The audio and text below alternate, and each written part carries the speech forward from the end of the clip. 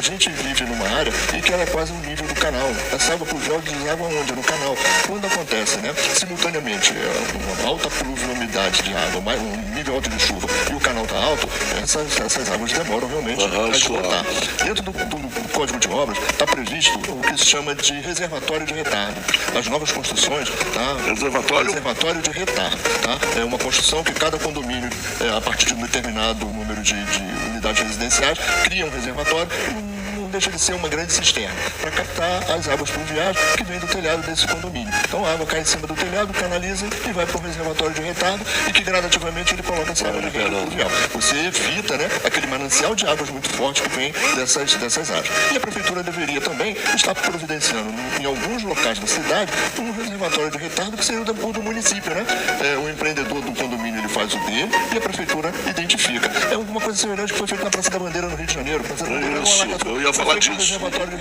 Em São Porque Paulo, a Praça da Bandeira era um dos piores locais de alagamentos do Rio de Janeiro. Sim, é isso mesmo.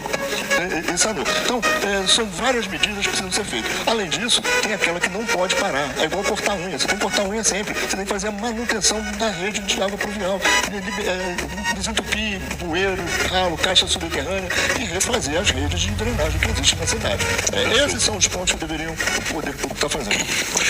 Márcio Soleil, eu vou deixar a Cristina por último, porque eu quero participar lá do torneio de natação lá também. A triatlo dela. Não, Deus o livre. Eu quero nunca participar desse torneio com ela. Né? Que horrível. Então, Márcio, o que falar? Como a gente encerra esse papo aí sobre tudo isso que a gente está falando? Complementando o que foi dito, inclusive no Santa Helena, se não me engano, tem um reservatório de retardo, só que a bomba já não funciona há décadas ali. Aí, tanto que quando foi instalado aquilo, você não tinha problema de alagamento. Aí depois parou a manutenção e asfaltou as ruas adjacentes, você sobrecarregou a rede e sem o reservatório de retardo funcionando, você teve esse problema. Essa tecnologia, inclusive, eu defendo muito isso em Tamoios. Você usar aquelas French drains, aquelas valas de brita, indo para reservatório de retardo. Você pode usar o geodreno, também você vai baixar o lençol freático, você vai ajudar na absorção do solo. São tubos que você bota para dentro da terra perfurados. Então você ajuda muito nisso. Vegetação adequada. Você teve uma retirada muito grande de vegetação. Vou me referir a Tamoios, mas que é o maior problema atualmente em Cabo Frio e é abandonado do poder público é lá.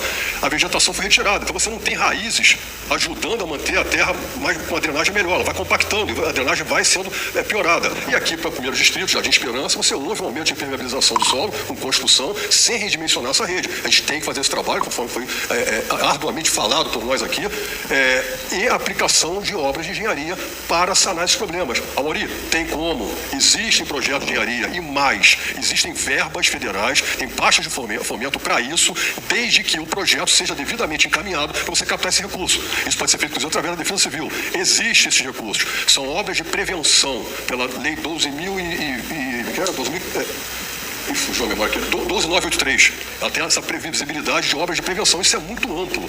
Ou seja, redimensionamento de rede, implantação de novas tecnologias, tudo isso para você minimizar, pelo menos, o que acontece. Manuel Corrêa, que a gente esqueceu de citar também, é um problema sério ali. É um problema, é um solo alagado e agora foi piorado por um gênio resolveu asfaltar a Rua das Dunas.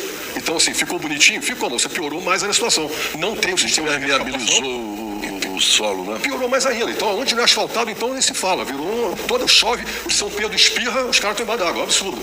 Agora, tem solução? Tem. Existe verba? Existe. Por que não faz? Isso aí. Agora, quando São Pedro espirra, será que ele está com dengue ou será que... Cristina, e você, Cristina? Para encerrar, você que sente na pele, né, esses alagamentos, já pensou em se mudar? Não. Fugir de problema não resolve. Você fugir de problema não resolve. Você tem que enfrentar o problema. Né? Eu, por exemplo, na minha casa, eu tenho uma rede, eu tenho uma caixa de captação de água de chuva. Eu faço a captação de até 5.000 litros. Cada um pode fazer na sua casa uma rede simples, porque eu coleto a água da chuva que vem do telhado, ela cai na minha caixa. Eu dou para o vizinho porque eu não preciso usar, mas eu dou para o vizinho porque ele tem piscina, então a conta dele reduz. A minha não muda nada porque já tem que pagar os 10 metros cúbicos, não muda nada. Agora, assim, o que a gente precisa é de diálogo. Não existe diálogo. As prefeituras se enclausuram e não ouvem o morador. A gente, ali no Tijuana Zacarias, a gente precisa saber a construção do Sempre Tem afetou no nosso aumento de volume de água. A gente adora o supermercado, é excelente, mas de alguma forma a existência daquela elevação toda, sem diálogo, sem conversa, sem nada, simplesmente aconteceu, batam palma. Não é assim. Não é assim. Porque aquela água que antes era puxada para ali, ela agora escorre toda para o valão. O valão de esgoto, ele chega num limite exagerado e esse esgoto entra para dentro de casa e vai para a laguna. A laguna ali na altura do Joana Zacarias é o caos absoluto de esgoto. A gente precisa de diálogo com a prefeitura, precisa de diálogo com a Prolagos, precisa de diálogo entre os moradores do lado de lá e do lado de cá. Porque ninguém se fala.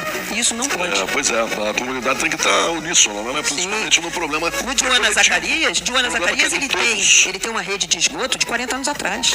Nossa. Toda misturada. Não tinha. Nossa, não tem. Posso botar uma maneira, Fogueiro?